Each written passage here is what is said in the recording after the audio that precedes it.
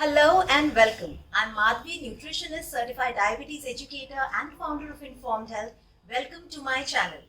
आज की वीडियो में मैं आपसे बात करने वाली हूँ इंटरमिटेंट फास्टिंग के बारे में। जी हाँ, इंटरमिटेंट फास्टिंग एक ऐसा डाइट पैटर्न है जो 4 से 5 साल पहले इंडिया में आया और बहुत पॉपुलर हो गया है।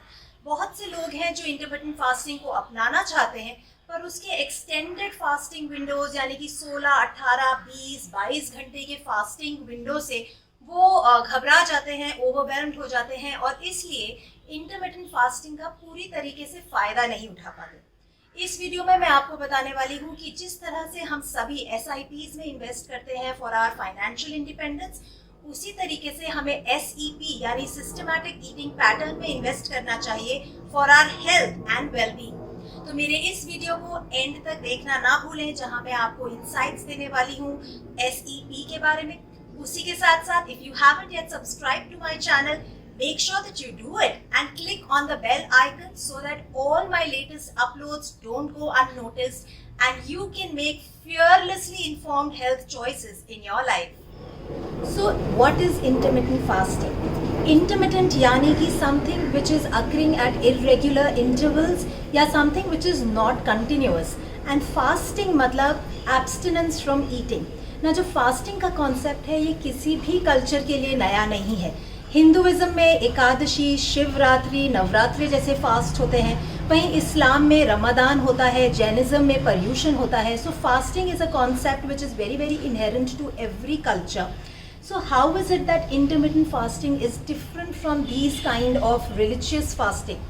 Intermittent fasting is a very systematic approach to fasting, जहाँ पे there is a clear eating window and there is a clear fasting window. Eating window जिसे हम ग्रोथ फेज कहते हैं, फास्टिंग विंडो जिसे हम एलिमिनेशन फेज कहते हैं, और इन्हीं ईटिंग एंड फास्टिंग विंडो के पैटर्न पे बेस करते हुए there are different types of intermittent fasts. So first and a very popular kind of intermittent fasting pattern is the 16:8 pattern.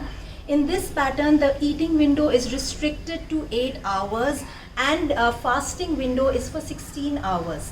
बहुत से लोग 16, 18, 20, 22 आवर्स तक अपने फास्टिंग विंडो को एक्सटेंड करते हैं और उसी से साथ साथ ईटिंग विंडो को घटाते हुए 4 घंटे तक ले आते हैं. The second kind of intermittent fasting pattern is the 5:2 intermittent fasting pattern, where 5 days in a week you are eating normally and 2 days of the week you are fasting. In this 2 days you can also consume very low calorie diet, but not as much as that you are eating on the other 2 days, other 5 days. उसी के साथ the third kind of eating intermittent fasting pattern is the eat stop pattern. इस pattern में you are eating for 24 hours and the next 24 hours you're completely fasting. That means you're not even consuming a low calorie diet. You're on a complete clear dry fast. एक और तरीके की जो intermittent fasting pattern है वो है warrior diet. And warrior diet जो है वो काफ़ी रॉ फूड को अप्रिशिएट करते हुए बनाई गई है. उसमें सुबह से लेके शाम तक जो the person has to eat raw fruits, raw vegetables, raw fruit and vegetable juices. पर रात की जो उनकी मील होती है that's the only cooked big meal which is allowed. So ये हैं अलग अलग तरीके के इंटरमिटेंट फास्टिंग पैटर्न्स. और आइए अब हम आगे बढ़ते हैं और समझते हैं कि इंटरमिटेंट फास्टिंग के क्या फ़ायदे हैं. So let's move on to understand what are the health benefits of intermittent fasting. Intermittent fasting जो है इंसुलिन रेजिस्टेंस को कम करने में हमारी मदद करता है और बहुत से कंडीशंस, चाहे वो टाइप 2 डायबिटीज़ हो, चाहे वो PCOS हो, ये इसका जो बेस कॉज है वो इंसुलिन रेजिस्टेंस होता है. सो इन अ वे इंसुलिन रेजिस्टेंस जो है वो इम्प्रूव होता है, इंसुलिन सेंसिटाइज होती है ऑन इंटरमिटेंट फास्टिंग. उसी के साथ साथ इंटरमिटेंट फास्टिंग ऑक्सीडेटिव स्ट्रेस को कम करता है और इन्फ्लेमेशन को बॉडी में घटाता है. It helps to tap into the fat stores of our body, which and through that it assists in fat burning. उसी के साथ साथ क्योंकि एक्सटेंडेड फास्टिंग विंडोज़ में हमारा जो डाइजेस्टिव सिस्टम है वो शट डाउन हो जाता है, हो पाता है, तो जो बाकी जो एनर्जी सेव होती है. For here I would just like to elaborate that digestive system यानी कि जो हमारा पाचन कार्य करने वाला पूरा सिस्टम है बॉडी का, वो इकलौता ऐसा ऑर्गन है जो सबसे ज़्यादा एनर्जी कंज्यूम करता है। तो जब ये सिस्टम शट डाउन हो जाता है तो ये जो एनर्जी बचती है, this energy can then be utilised for repair, healing, growth kind of functions. और इसी की वजह से इंटरमिटेंट फास्टिंग जो है हमारी इम्यूनिटी को बढ़ाता है। जिन लोगों को अर्थराइटिक पेन्स और ऑस्टियोपोरोसिस, जॉइंट एक्स वगैरह होते हैं, उनके एक्स और पेन्स को कम करता है। It helps to heal and repair the body. तो हमने इंटरमिटेंट फास्टिंग के बेनिफिट्स, उसके स्ट्रॉन्ग पॉइंट्स तो समझ लिए, बट वहीं इंटरमिटेंट फास्टिंग के कुछ बहुत अहम लिमिटेशंस भी हैं। जैसे कि इंटरमिटेंट फास्टिंग जो है इनहेरेंटली एक ईटिंग पैटर्न है, यानी कि it tells you when to eat but it doesn't talk about what to eat. और यही एक इसकी सबसे बड़ी खामी है, क्योंकि people tend to take it as a license to binging. जी हाँ, मतलब उनको ऐसा लगता है कि क्योंकि वो इंटरमिटेंट फास्टिंग कर रहे हैं तो वो हमारी जो ईटिंग विंडो है उसमें कुछ भी खा सकते हैं। उसी के साथ साथ बहुत से लोगों का मानना है कि it also comes in the way of their social life. जब वो आउटसाइड जाते हैं, अपने दोस्तों से मिलते हैं, और अगर उस वक्त उनका एलिमिनेशन फेज चल रहा है, फास्टिंग फेज चल रहा है, so they feel very very left out and deprived. उसी के साथ साथ जिन लोगों को कॉन्स्टिपेशन, हार्टबर्न, एसिडिटी, माइग्रेन्स जैसी प्रॉब्लम्स हैं, वो इंटरमिटेंट फास्टिंग के एक्सटेंडेड जो इलोंगेटेड फास्टिंग पीरियड्स हैं वो उनके लिए एक तरीके का नाइटमेयर हो जाते हैं, क्योंकि ये सिम्टम्स बहुत ज़्यादा बढ़ जाते हैं उनके लिए। उसी के साथ साथ इंटरमिटेंट फास्टिंग कहीं ना कहीं साइकोलॉजिकली हमें बहुत इम्पैक्ट करता है, क्योंकि हमें भूख लग रही है, हम अपने विल पावर को पकड़ के बैठे हुए हैं, बट अभी हमारा टाइम नहीं हुआ है, हमारी ईटिंग विंडो स्टार्ट नहीं हुई है। So people are so obsessed with the clock that they are actually missing out, or they are not able to focus on their work, and that leads to a lot of mental chaos, confusion and lack of productivity. उसी के साथ साथ बहुत से लोग अलग अलग time पे फास्टिंग, फीस्टिंग, जैसा कि मैंने पहले बताया कि सोशल लाइफ इम्पैक्ट हो जाती है। तो बहुत से लोग सोचते हैं कि अच्छा चलिए आज शाम को मेरा बाहर जाने का प्लान है, तो मैं इस टाइम को अपना ईटिंग विंडो बना लेती हूँ या बना लेता हूँ, और उसके बाद मैं एलिमिनेशन फेज में आ जाऊँगा। तो every time you're changing the pattern of the fasting and the eating window, you're also confusing the body, which is causing a lot of hormonal imbalance, and then it just gives you a lot of side effects, in fact negative side effects. और बहुत से लोग तो जिस purpose के लिए intermittent fasting करना शुरू करते हैं वो अपने गोल्स तक पहुंच ही नहीं पाते, because of these limitations that intermittent fasting has to offer. तो हम ऐसा क्या करें कि हमें इंटरमिटेंट फास्टिंग के बेनिफिट्स भी मिले और साथ ही साथ हम फ्री हो जाएं इन लिमिटेशन से। इसी को मैं बोलती हूँ systematic eating plan. Systematic eating plan जो है आयुर्वेदा का एक इनहेरेंट कंपोनेंट है। इसको अंग्रेज़ी में सर्काडियन रिदम इंटरमिटेंट फास्टिंग भी कहा जा रहा है आजकल, और ये कोई नई चीज़ नहीं है, क्योंकि हमारे एंशिएंट विजडम में, आयुर्वेदा में इसका बहुत क्लैरिटी से वर्णन किया गया है। तो मेरा SEP क्या है? SEP यानी सिस्टमैटिक ईटिंग पैटर्न जो मैं आपसे शेयर करने वाली हूँ वो है सर्काडियन रिदम पे बेस करते हुए। Now what is circadian rhythm? Circadian rhythm is a natural internal process that regulates our sleep and wake up cycle, जो हर 24 घंटे में स्लीप और वेकअप साइकिल जो है हमारा, जो सर्काडियन रिदम कहलाता है। और आयुर्वेदा भी ये स्टेट करता है कि ये बायोलॉजिकल क्लॉक जिसे हम कहते हैं, ये सन क्लॉक के साथ अलाइन है। इनफैक्ट हमारे पूरे वर्ल्ड में, हमारे अर्थ पे जो है बायो क्लॉक के साथ सन क्लॉक अलाइंड है, चाहे वो ह्यूमन बीइंग्स हो, चाहे वो एनिमल्स हो, चाहे वो बर्ड्स हो।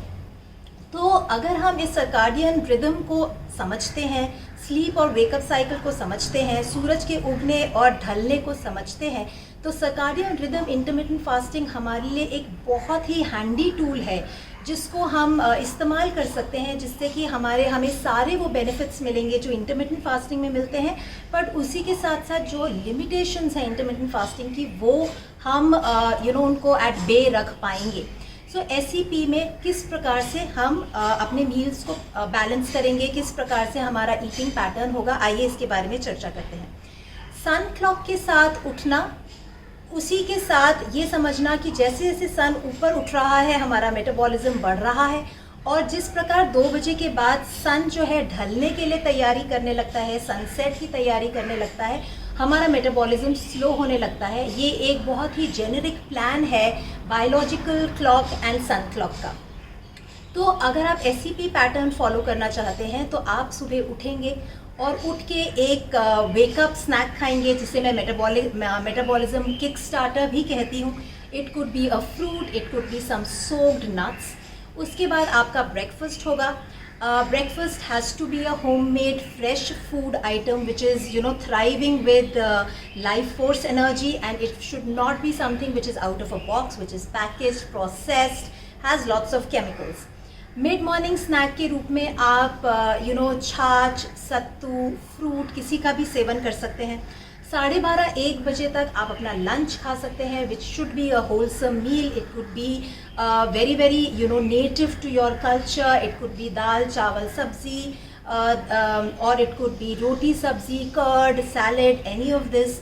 Then in aligning with the sun clock, 3:30, 4 o'clock तक you can have a cup of tea. Now usually देखा जाता है कि हम जो हमारी सोसाइटी में चाय का टाइम 5-6, आजकल 7 बजे भी हो गया है। बहुत से लोग ऑफिस से वापस आके चाय और स्नैक्स का सेवन करते हैं। But when we are following the circadian rhythm intermittent fasting, you have to make sure that we finish with the tea and snack by 3:30, 4 o'clock, and by 6:30, 7, maximum by 7:30। जैसा कि आयुर्वेदा भी कहता है कि सनसेट के 1 घंटे के अंदर अंदर आपका डिनर हो जाना चाहिए। And dinner can again be a traditional homemade kind of a meal. It could be dal chawal, it could be roti सब्जी। And from 7:30 to the next morning 7:30 you are fasting. Now can you see the beauty of the circadian rhythm intermittent fast? Because here we are eating small and frequent meals throughout the day. हमारा जो fuel है body, food जो fuel कर रहा है body को, हमें हर 2.5 से 3 घंटे में कुछ खाने को मिल रहा है। उसी के साथ साथ ना हमारी सोशल लाइफ इम्पैक्ट हो रही है, ना हमारा प्रोडक्टिविटी डाउन हो रहा है, हमारे ब्लड शुगर लेवल्स काफ़ी स्टेबल हैं with the small and frequent meals. The T is coming somewhere around 3:34। It is not even interfering with your sleep. जैसे कि आजकल देखा जाता है कि बहुत से लोगों को नींद की काफ़ी प्रॉब्लम है। दे फील स्लीपलेस, उनको नींद आसानी से नहीं आती, और 5 या 6 या 7 बजे की चाय definitely is the root cause for that kind of sleep issues। तो आपकी चाय भी 3:30-4 बजे तक आ रही है। आपका जो लास्ट मील है वो 7-7:30 बजे तक आ रहा है, जो कि आपके बेड टाइम को अगर हम 10:30-11 बजे भी मानते हैं तो it is 3 hours away from your bed time by the time that you are attempting to sleep. The meal has gotten digested, your digestive system is shutting down for a period of 10 to 12 hours on a regular basis. So it is not the 5:2 kind of a plan where you are eating inconsistently 5 days and then 2 days thinking that I'm going on a cleanse or on a fast. It is a lifestyle that you are engaging in, and you're easily able to maintain it till the last day of your life. It is not something that you're on and off. उसी के साथ साथ मेरे SCP plan में ना सिर्फ आपको एक टाइमलाइन पैटर्न बताया है कि भाई आप 7:30 से AM से 7:30 PM तक खाइए और उसके बाद you retire for the day, बल्कि उसी के साथ साथ आपको SCP में ईजिली मिल रहे हैं insights into what to eat. So SCP को फॉलो कीजिए, इससे आपको कंसिस्टेंटली इंटरमिटेंट फास्टिंग के बेनिफिट्स भी मिलेंगे। आपका डाइजेस्टिव सिस्टम जो रेस्ट भी करेगा, आपको आपकी जो स्लीप है उसी में आपकी फास्टिंग हो जाएगी, और आप बार बार खाने के बारे में नहीं सोचेंगे पूरा दिन, आपकी प्रोडक्टिविटी कॉम्प्रोमाइज़ नहीं होगी। So stay tuned for more simple, easy to follow scientific health tips. Like, share and subscribe to my channel. If you have any feedback or any questions, feel free to write to me in the comments box, or you could even email them to me at the email address which is mentioned in the description box below. Follow me on Instagram where I share a lot of insights from my kitchen to yours. Till then, eat well, live well, and be healthy.